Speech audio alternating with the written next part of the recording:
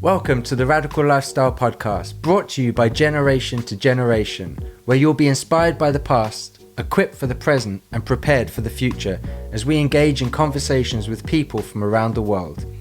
If you've been inspired by the guests that we've had on the podcast, please like, subscribe, comment, hit notification bells, whatever you can do on the platforms that you're listening on, so that more people have the opportunity of hearing these and engaging in our community. Hey everyone, welcome. Today I'm joined with my good friend. Tell us who you are and where people can find you.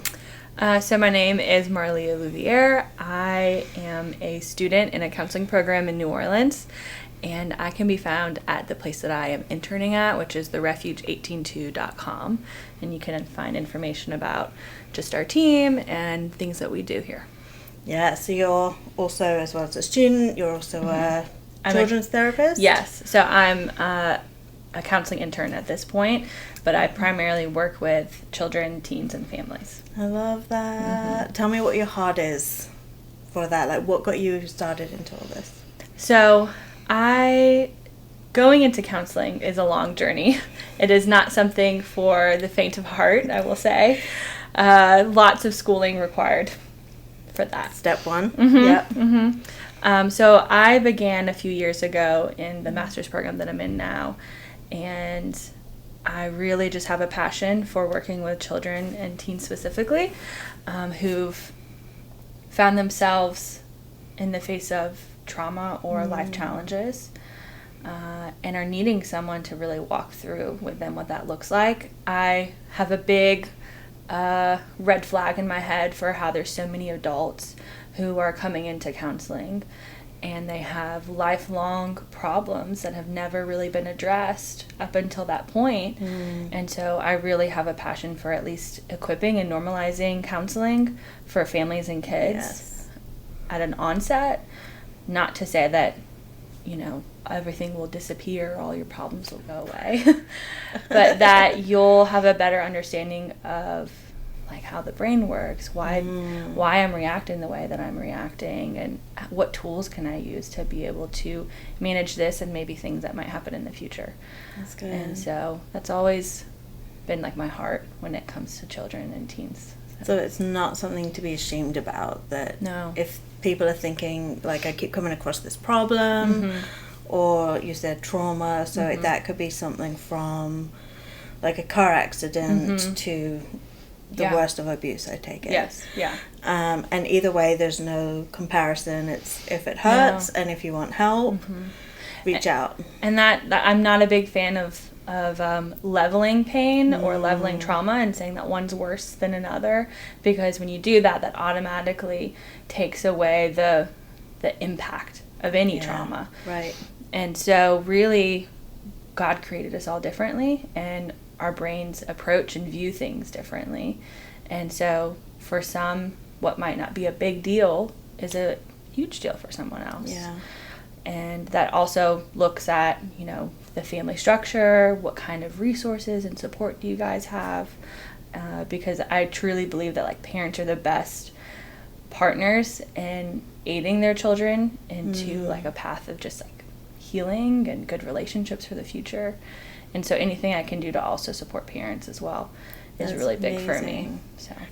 No, I think that's really good, because I think one of the things that parents often feel is hopeless or helpless, I would say. Yes. Especially if they're coming across something with their child over and over again. Maybe it's because of they don't know how to do anything different, or they just don't know how to help their child do anything different. Yes. So again, I'd say that from what you're saying, it sounds like that's not something parents should even feel ashamed about. No. Or like, well, if I have to bring my child to therapy, I failed.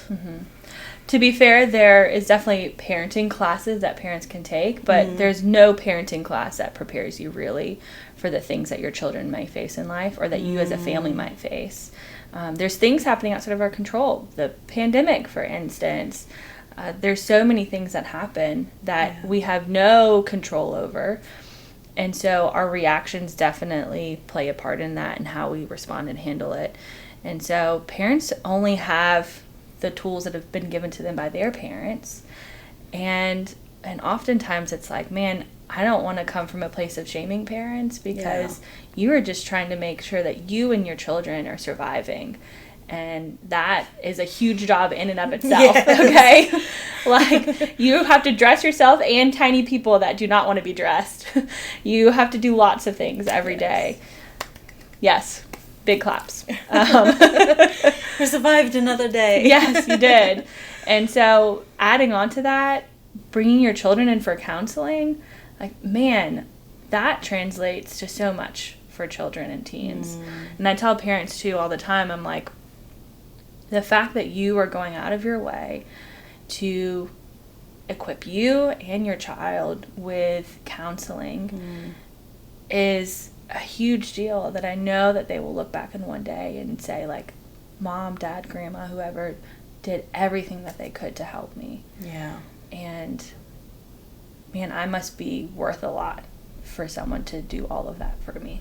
Yeah. And so that's huge in of itself, because trauma has many lies that is attached to it. And so from things like, I deserve this is my fault, I should handle this better, all these different things that trauma lies to us about. And so our actions speak a lot when we are trying to come in here and address that through counseling. Yeah, and I know just from, like, I come from a broken family myself, so then, and how much just that impacted my life as a child, the emotional turmoil even of managing the different parents and different parents' roles, which is something children should never have felt the responsibility for.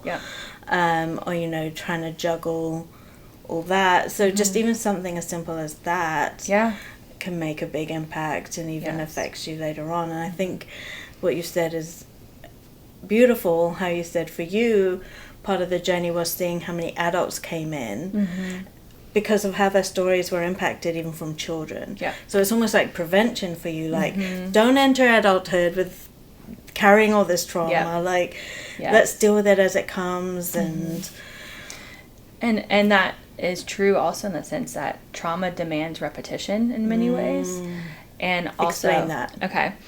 So many times, depending on the type of trauma, because there's big T and little t trauma. Okay. And so big T trauma is some of the things that I had said, you know, car accident, someone dies, big loss of life or something. Like big events. Yes, big events that, like, happened to me. Little T trauma could be things like seeing my parents screaming at each other every single night and feeling unsafe constantly in my home.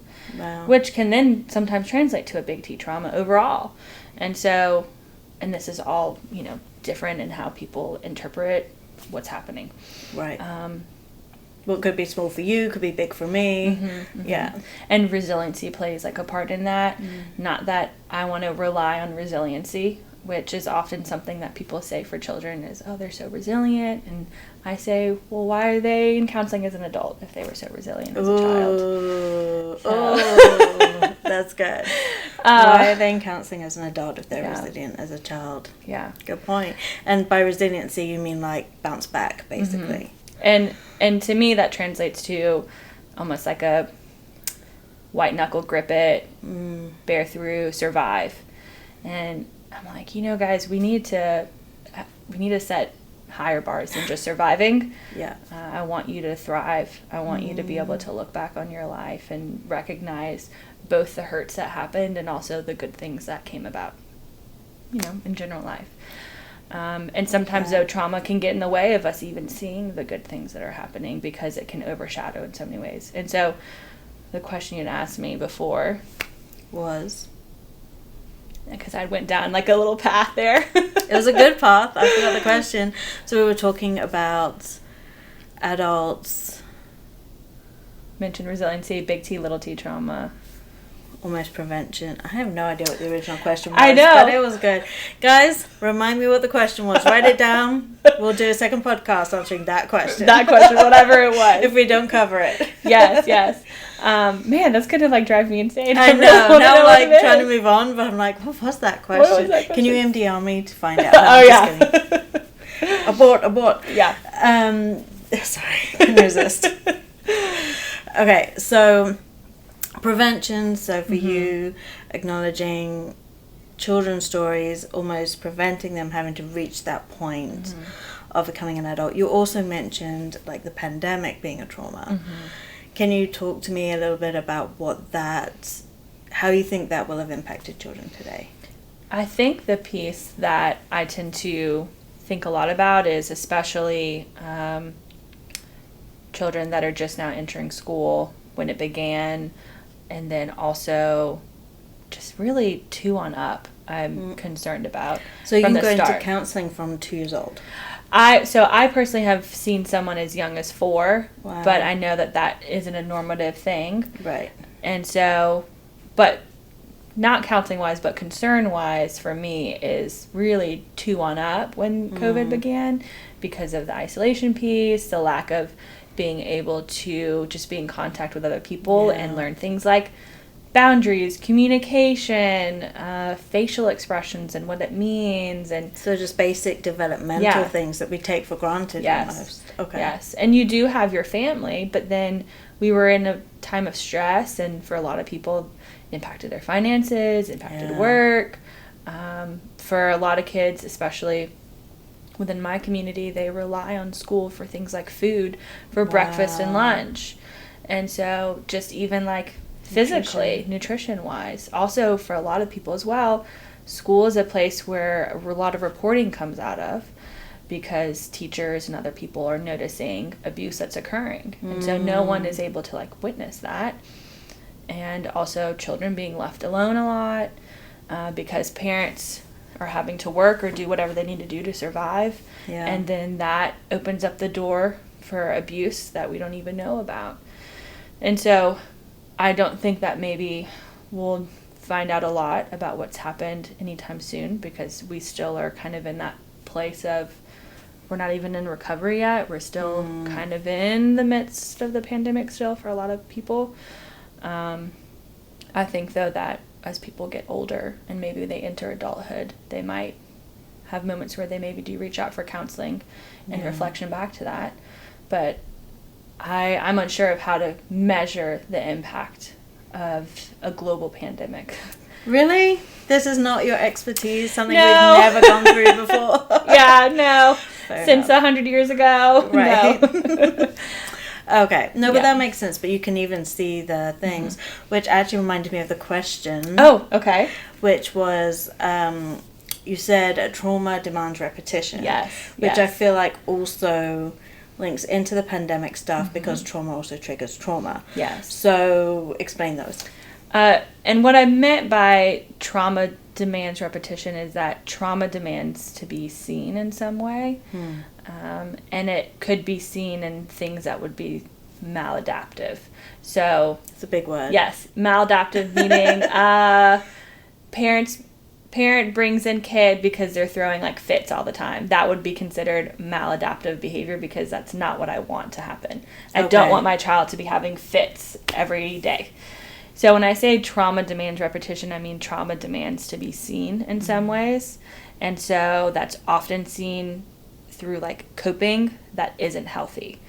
And so for adults, that might be, I drank a lot. Like we know that liquor sales went up during COVID in the height of that, because that's how I was coping with it. But how children cope with things is very different. They obviously, hopefully are not drinking. But it might be things like, anger, fighting, big words, failing at school. That's a whole nother topic.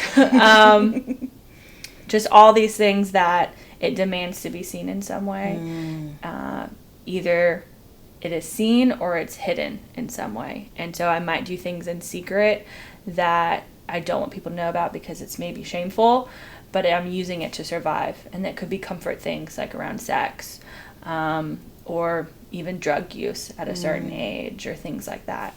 Anything to try to survive, and it's because trauma really can't be hidden without it showing up somewhere in some way. And so mastery becomes a part of that as well. Okay. And so mastery is a sense of like... I'm thinking like Harry Potter, but I'm guessing that's not what you mean. No, not quite.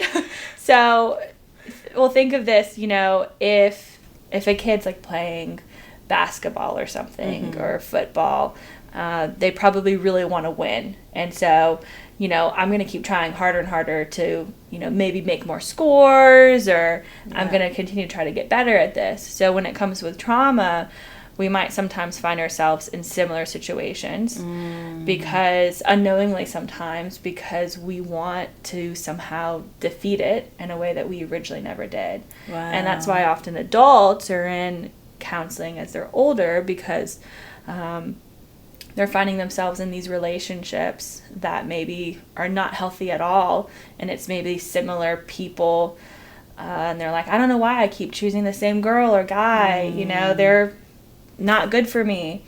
And that might be tied really back to something that occurred when they were younger, with another fancy word, attachment, with like their attachment origins with like their family. And so something happened to kind of not create the best forms of attaching and building relationships with other people. And so they're continually finding themselves in the same patterns because they're trying to like master it. But you can't really master something that's unhealthy in that way. And in a way, why would we want to? Yeah. But okay, so from my understanding, what you're saying is, when we don't deal with the effects of trauma or how we're feeling or trauma, it can rear its head in various things. So you're saying even with children.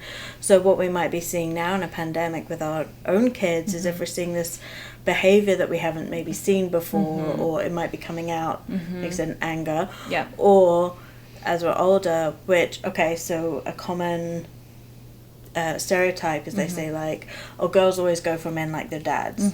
So if I have a dad that's very angry, I might go for a husband that's very angry.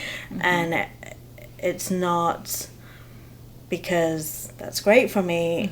There might be something in my past, like with my dad, that I'm like, well, but if I just had done this, then he wouldn't have been so angry at me. If I'd have just handled this differently, if I was better, and like self do it, and then that would show up in with who I date, because then it's like, see, I can calm him down, I can make him better, I can fix what I couldn't fix in my father. Is that kind of thing? And but the thing is like, you, as you know, if you were 28 doing this, you are coming at this from a place of an adult that knows more than you did as a child. And so you're basing these decisions off on things that you know now that you did not know then, and so it almost can't really be applied, if that makes sense. But then isn't that on me to be like, well, I'm an adult, I should know better than to date this guy, and yet somehow I'm drawn to that. Yeah, which the should word you use there too.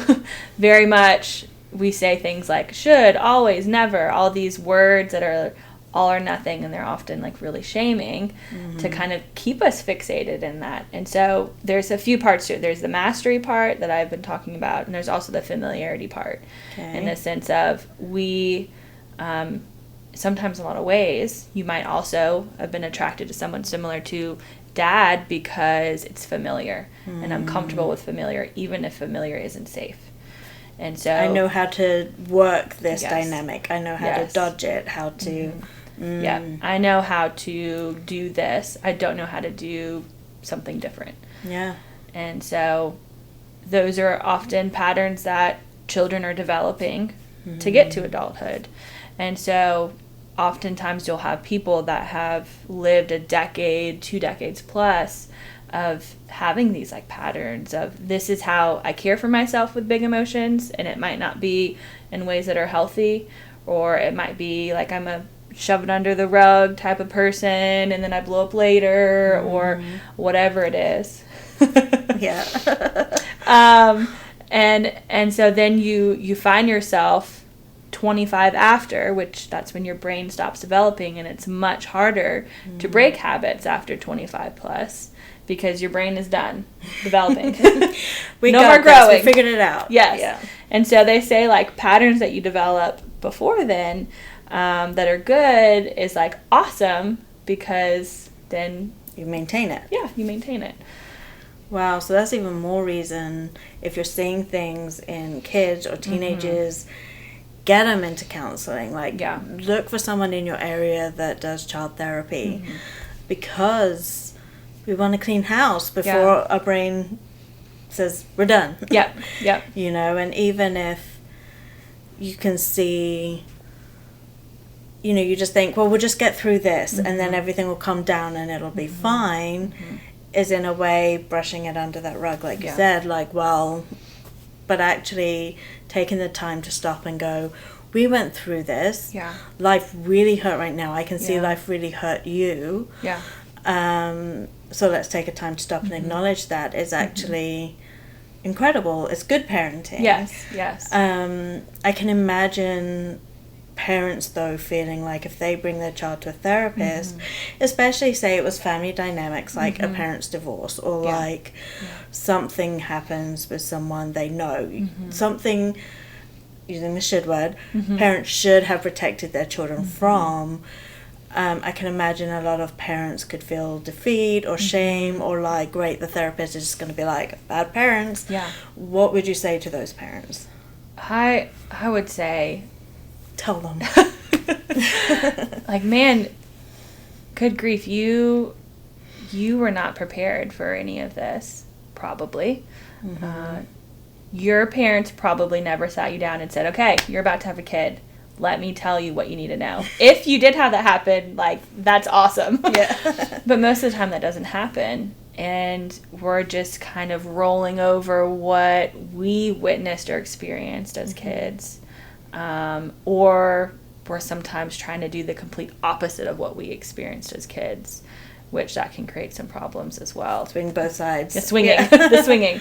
And so if you're coming in for counseling, I really hope that whoever it is that you're talking to is able to respect what you're bringing in and know that, like, you are doing all that you can, and you're now going out of your way to try to bring your child and the family into counseling, which is going to be uncomfortable, which you're going to have to probably maybe talk about things that maybe you don't even talk about at home.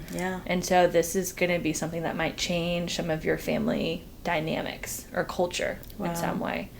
And so For the better, yeah.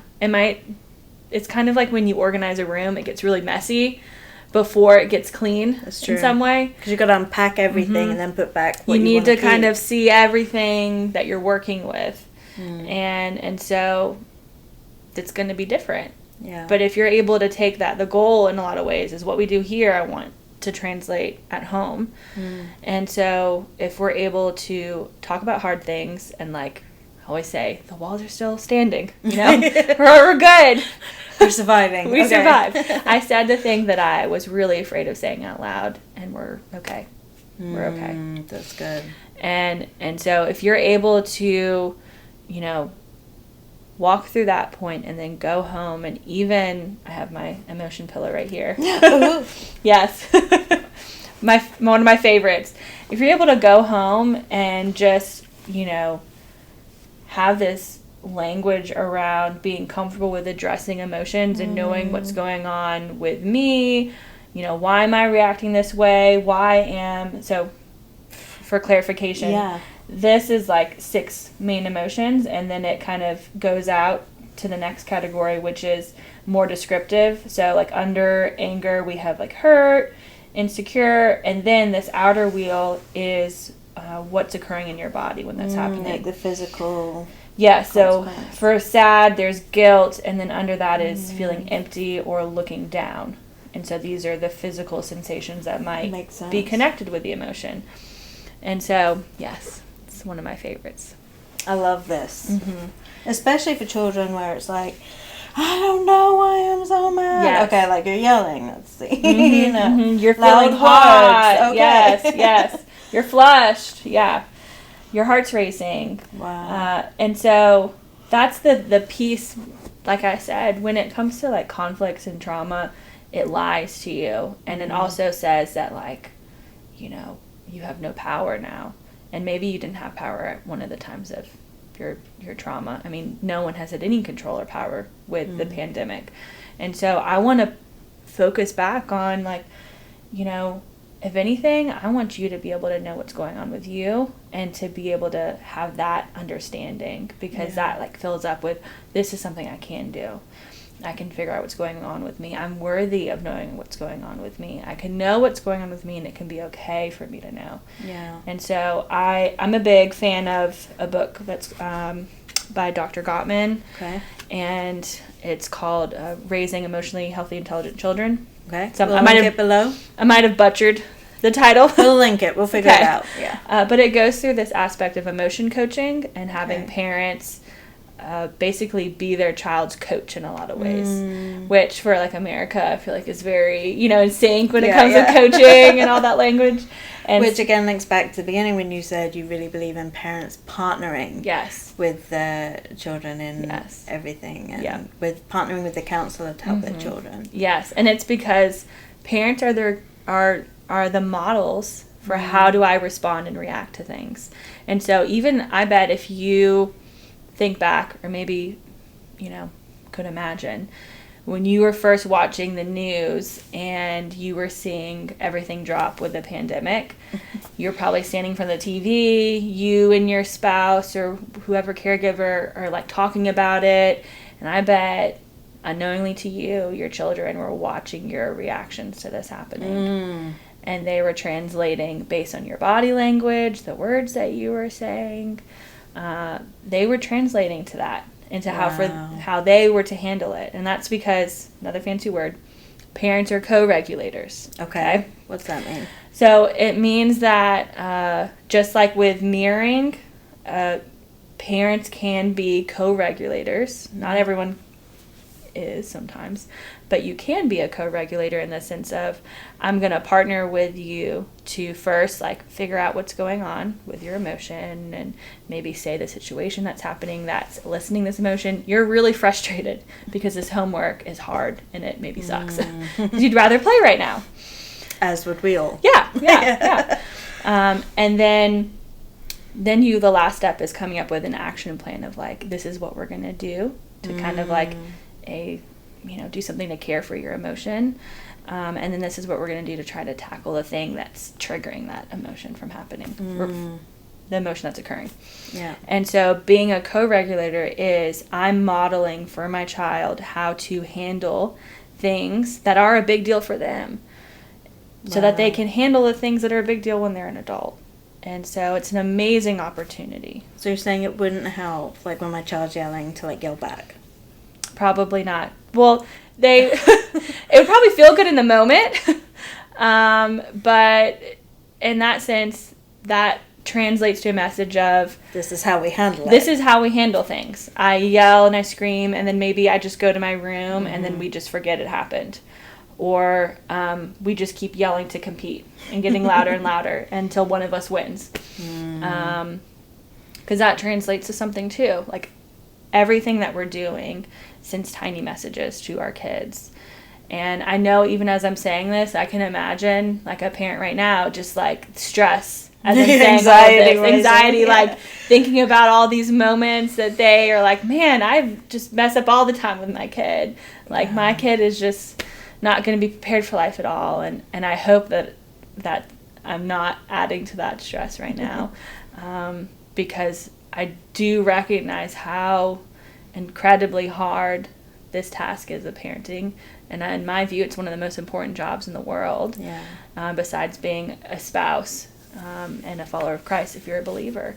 And so, and going through something like the pandemic, which we're all battling with our own reactions to it. None of us were prepared for it. We were all reacting, and then you're dealing with what are the different mandates and how does this affect our family. So we all individually have our thing, and then to be responsible for how that affects someone else too. That's incredibly hard. Yes, it is. And so I really hope that you can first just honor yourself as a parent, meaning give yourself grace in some ways of like, maybe I'm trying the best that I can, and now I'm in a good spot where maybe I can occasionally just take in one new skill or just read something. I tell parents all the time, do not go home and try to implement this 24/7. Oh, gosh.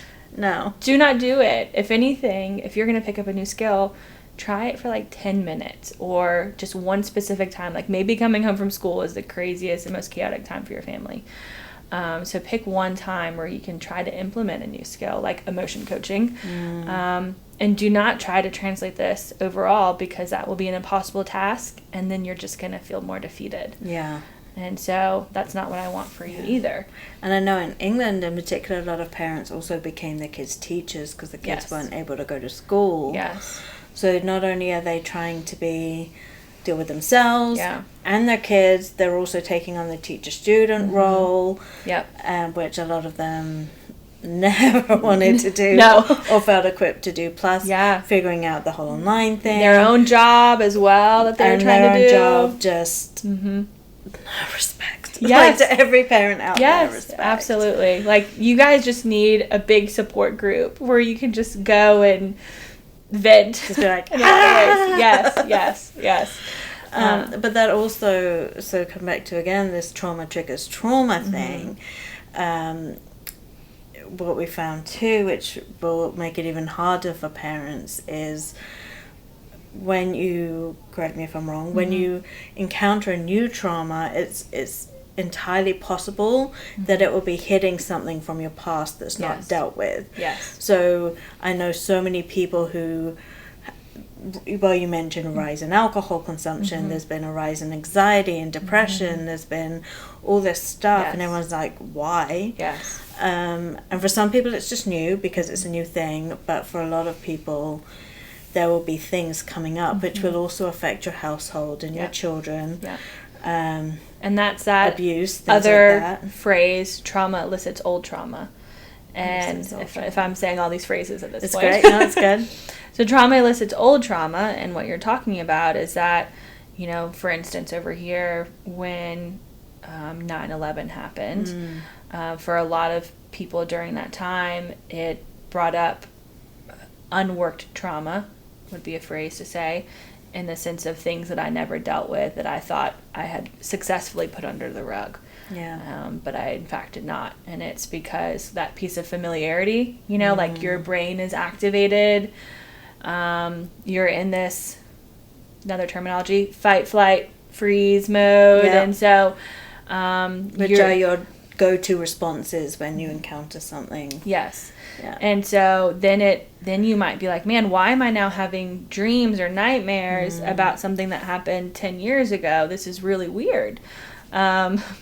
You know, it's already bad now. Let's make it more bad for me. And that's because of just what I talked about. Trauma elicits old trauma. And so oftentimes even, you know, so I'm from New Orleans, our below sea level, you know, life that causes lots of things like flooding and natural disasters. And so when Katrina happened, it was a big piece for a lot of people where they would come in and they'd be, man, like even in their 70s plus. And they'd be like, I don't want to talk about Katrina. I want to talk about what happened when I was 10. When they came into therapy, it was like, okay. Yeah, because we had, after Katrina, some individuals had set up some brief counseling for people that had been impacted by the storm. But they would come in and they didn't want to talk about the storm. They wanted to talk about something that happened 50 years ago. Wow. And it's like just come to memory. Wow. It's almost like you kind of carry a box in some way, and when you have to open up that lid to put something new in there that's trauma, everything's open now. Wow. So if there are people that are wondering why in the midst of all this they're remembering past hurts or things they thought they dealt with, that again is not something to feel shame over, like I should have dealt with this, I thought I had, but actually that's a natural response for your body to be like, oh, I recognize this, we went through this before, you know, oh, I recognize these emotions, that's what came up here. And actually use it to be like, okay, so let's take a check, like things are not as good as I thought they were. Let's look into therapy. And thankfully now there's definitely a lot more online options available for people, and so you do have more options when it comes to that. I've heard from someone who's a trainer, Byron Keller, who talks a lot about how you need to almost view counseling as a degree that you're getting in some ways. Wow. Because Like as a client, not Yes. as a therapist. As a client, I'm going to view it as a degree on me, degree on myself. I'm going to come find out all about me. Yes, Okay. yes. Which for a client that maybe grew up in a home where I wasn't cared for, I wasn't noticed, I wasn't valued, like all of those pieces translated to big things that they're now carrying now as an adult. And so having someone take the time for you to really actually get to know you is a huge deal. And I love it. And I think that would be God's heart, even as our like counselor, is for us to know us and know our stories.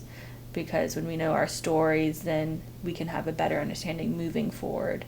When we talk about prevention, I know moving forward, I don't want to put myself maybe in this situation because I know my story and I know that would not be safe for me. Yeah. I can see what I'm doing. Yes. Yeah. Yes. And it's really just coming from a place of like, I'm worthy of being protected. And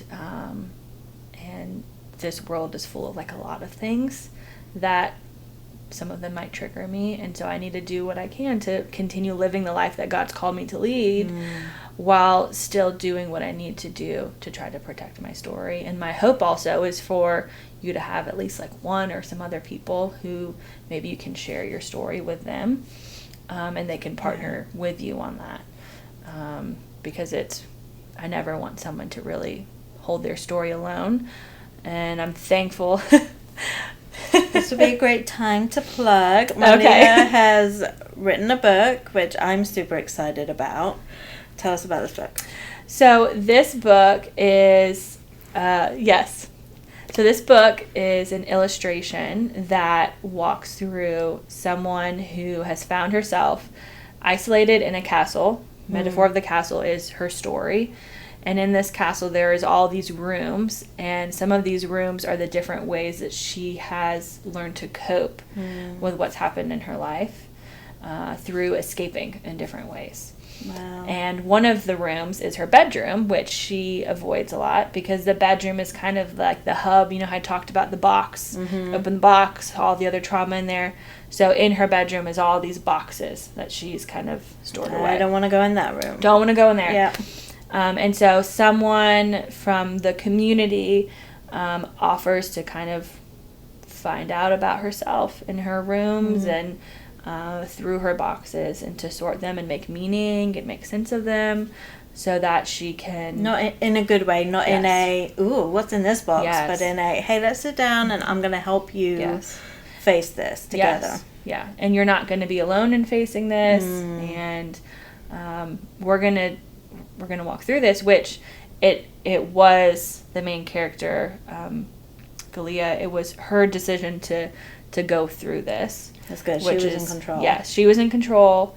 And she also had times where she kind of went back to her rooms that she escaped into, which is really common. Sometimes we might end up reverting back to original habits when we are starting to kind of unearth some things. That's overwhelming, I can imagine. Yeah. If it's something you haven't faced for so long, I can imagine it being overwhelming, and then you're just like, I just want what's comfortable and what I know. Yes. And like you said, whether it's healthy or not healthy, it's like, but I know this. Yes. Yeah, that makes sense. And so really kind of walks through that, because at this point, Galea has really like isolated herself from everyone. She's really holding all of this by herself. And so her being able to walk through her small parts of her story with someone who's a helper allowed her then to even think about, like, man, maybe I can invite this person back into my story. Like, maybe I can invite this person back into my castle. And so it started down this process. And so really I view this as an intro into just what counseling might look like, why you might find yourself ending up in counseling, the things and what that it might means lead to be a helper too. Yes. Get this book. You can find it on Amazon. Yes. Yeah. Get it. I love it. I have a couple of copies. I do like this book, and I love that you've written that. And if you want Marlea to write one for boys, go ahead and put it at the bottom. And if we generate enough interest, maybe we can persuade her to get on that. She's going to kill me for that later. So that's good. So having a support system around you, having therapy. And you mentioned Byron, and I know if you're in the States, you can look for a story-informed trauma therapy. Again, we'll therapist. We'll link Byron's website at the bottom too. Yes, which his information is also at the very end of this book as well. And there's a note to the reader. And I love that. There's information with his website that's linked on here. That's right. So if you need in-hand information, get the book. Because that really is, a lot of this was based off that therapy, right? And how he really works this model to help therapists help people with their trauma, not just deal with the symptoms, but really get to the heart of what things are. And if you're in the UK, let's all email Byron and say, when are you coming to the UK? Because I love this. I know you've seen the benefit of it in those. So I guess to sum up, no one's too young to go to therapy. No. It is not shameful to take your kids to therapy. It doesn't mean you're the worst parent ever. It means actually you're an incredible parent that loves and values your kids enough to get them help. Parents can partner with their kids in therapy so they can also be a part of the solution and the way forward. And getting a support system of people who can walk with you in your story. You don't have to be alone in those dark places or those areas that cause you pain, but hopefully you'll have friends, family, or just someone who can walk you through that. And therapy could even be a place where it might be a while till you get to that point where you can maybe share parts of your story. But therapy could definitely be a place as well where you can work to identify who's someone that's safe, because maybe you have a hard time trusting your judgment, or maybe you're just unsure of like what is even a safe person. And I know so many people have said to me, well, I told so and so and they did this or this happened or they responded, and I know so many people have been hurt because they tried to trust somebody and it didn't work. And honestly, that can even happen in therapy. And I just want to encourage you guys, like, I'll be honest, like I've seen counselors and therapists, and sometimes you have to shop for a counselor. You know, go in with as much of what you know and don't expect the therapist to guess, because I think that's something I just presumed. I would come to therapy and they'd be like, right, so we're going to talk about this, and I'd be like, cool, awesome. But actually that doesn't work. So I would definitely, all counselors are different. So just like doctors specialize in different fields, counselors might have different trainings. And so some counselors might be more utilizing CBT. CBT is cognitive behavioral therapy, which is more brief. It's more like targeted on like a specific thing, maybe like depression or anxiety. And then some other counselors might use a longer model like SIT, which is what I just talking about, story-informed trauma therapy, and that one's more encompassing and might take longer, so maybe a couple of years. And so it's depending on maybe your preference. There's also the factor of like financially, insurance.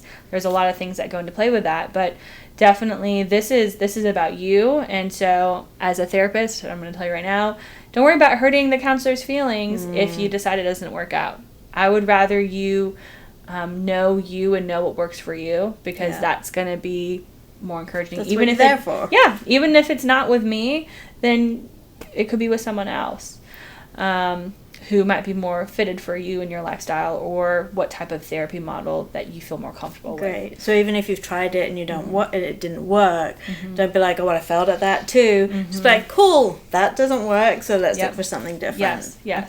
And also, there's CBT, like I just said, there's SIT, there's a model called EMDR, which is eye movement desensitization reprocessing. I might have butchered that.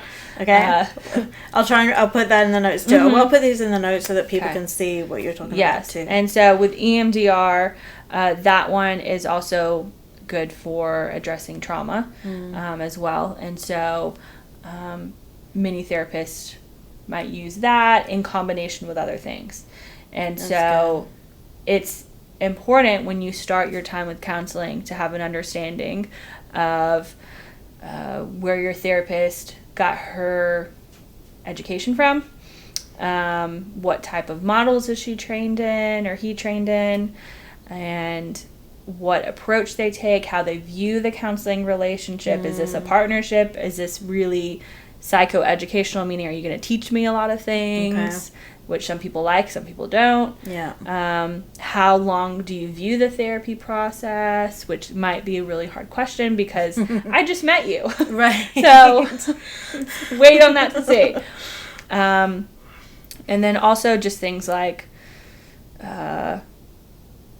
what does the counselor have expectation-wise for the client as well? And so some counselors use a lot of homework. And so are you able to integrate that into your life? And some don't. And then, so it's always different. So your first... Shopping.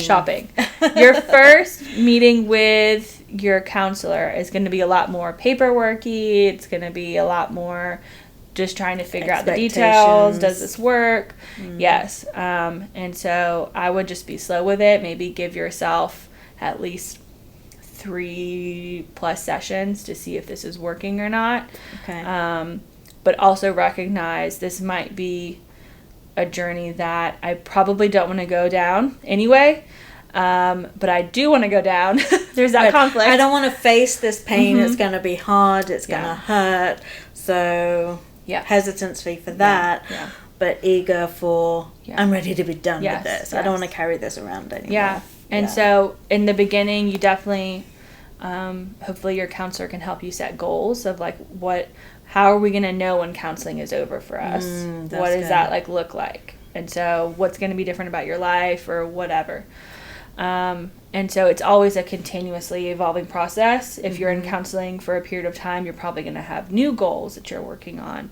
And so just kind of recognizing this is a process that we're working on. Just like you would revisit with your doctor if your doctor gave you new medication and you're like, maybe this doesn't work, maybe this does. I'm going to revisit that. And so in the same way, I'm going to continue checking to make sure if this is working, if we need to try something different, all those things. So love it. Yeah. Shop around. Yes. Guys, if you have any questions, if you want a part 2, if there's things you've been wanting to know maybe about therapy, or, even if you've had experience with counselors and you're like, should that have happened or whatever, like, we want to hear from you, right? Absolutely. Let us know before in the comments. And let us know if you want a part 2. We would love to get this information for you guys. I love my friend Marlea's heart just for people. I don't know anybody who loves people like you do and has a heart for getting into the pain with people, just sitting with people, honoring their stories, what they've been through, and even, how we're living it out now, just your empathy for people is... I love her. She's one of my favorites, and I'm so glad I get to share her with you guys. Thank you for joining us, and we'll see you next time. Thank you for listening to this episode. Remember, if it inspired you, share it with others so we can see more people engaged in this community.